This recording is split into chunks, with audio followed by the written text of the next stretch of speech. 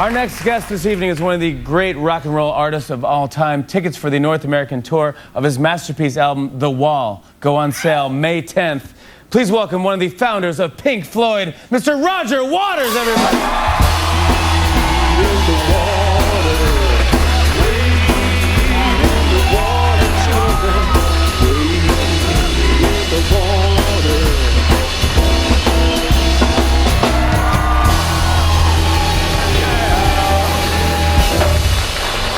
Thank you so much for being here. You're very, very welcome. I'm a huge fan. So you're doing The Wall. You're bringing it in its entirety. In its entirety, yes. And now when does the actual start? What date? Do you remember?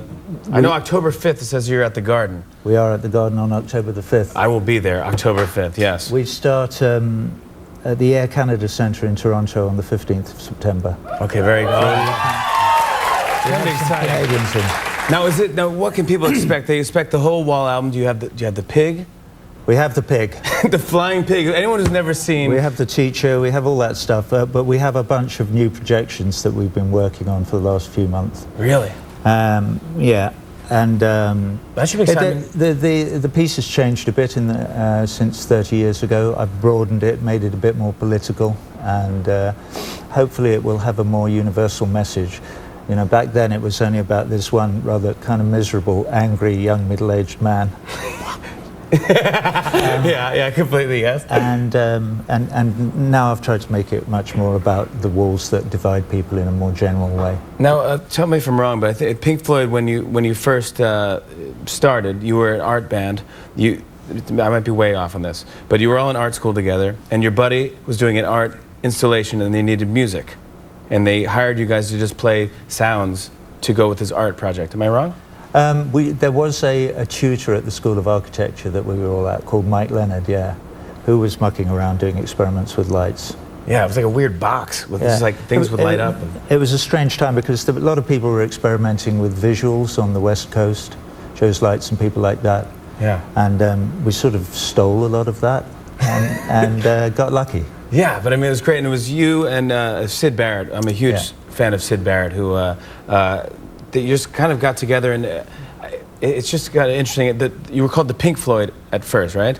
And it was named after two. I'm telling you, right? Am I wrong? I don't know if I'm too geeking out. Let me know. No, first of all, we were called the Megadeths, and then after that, we were called the Sigmas. Yes.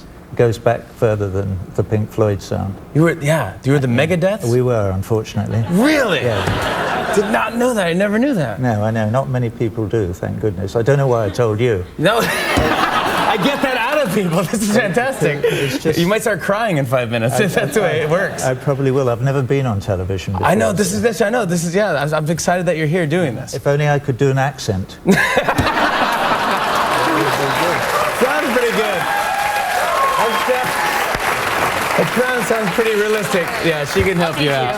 That's very kind. Now, can I just quickly, one more thing about Syd, if you don't mind talking about Syd Barrett, but the rumor goes is that he just took too many drugs, and that he just kind of lost it, and then at one point he just didn't want to play or couldn't function, really, and then he kind of eventually just left the band, and Dave Gilmour came in. And you know, there is schizophrenia is used to describe a loose kind of amalgamation of symptoms, of which many Syd had. He heard voices, and he had trouble keeping a grip on the reality of his situation.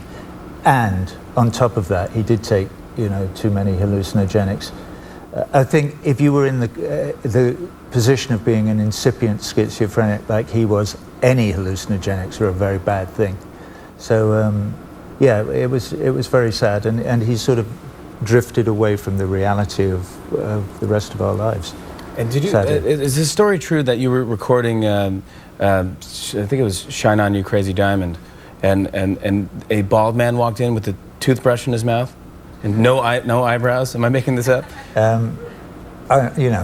It's not a funny story. I'm not sure, but he did not have a toothbrush in his mouth. Okay, good. As far as I recall.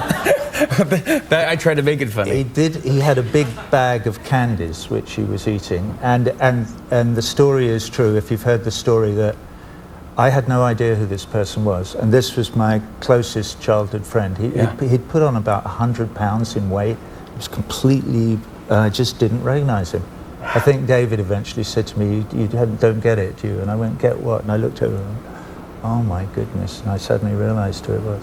And we were recording the song that I wrote for Sid at the time in the studio, so it was a strange moment. That's so interesting. Now, as Pink Floyd went on and, gosh, 23 times platinum, The Wall, one of the 5 best-selling albums of all time. I mean, congratulations. That's like, come on. I mean, that's great. I mean, that has spawned, inspired everyone and spawned other artists, but have you ever written a song that you said, oh, this is just too out there? This is just too weird. I'm freaking myself out. No. Never. No, but I shall continue to try. Yeah.